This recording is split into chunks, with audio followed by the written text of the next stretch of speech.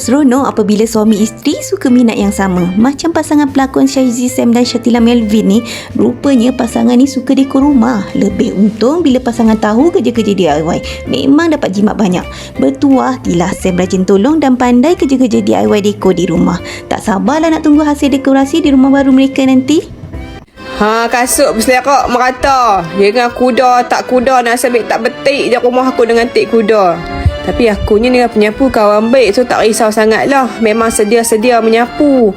Walaupun bibik dekat rumah ada 16-17 orang, dia kalau buat sendiri tu tetap rasa puas hati, rasa lega. Tambah-tambah bila tengah stres kan. Kami memang suka mengemah. Aku memang kaki mengemah. Yang ni pula pot kepala-kepala Sam. Kepala ada satu, tapi topi berbelah. Allah, macam kita jugalah. Tudung ada 16, kepala satu. Nak kata kat mereka, oh yang ni sofa baru kami. Yang ni nama dia Amaya. Amaya ni collection, dia collaborate dengan Alia Bastamam. Nampak tak dia punya lipat-lipat sofa dia weh. Yang ni sumpah nampak mewah, nampak elegan gila.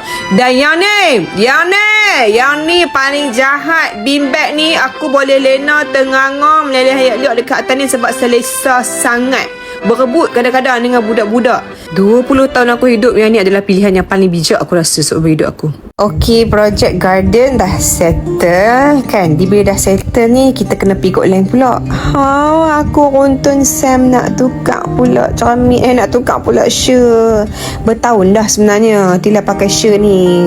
So disebabkan dah buruk dan boring, aku minta dia tukar. So aku kena buat semualah. Melainkan kerja-kerja tukar dia saja buat. Sangguplah kita ni kan. Kita order je. Sam ni satu yang syok masa dia. Order je apa pun dia buat kan.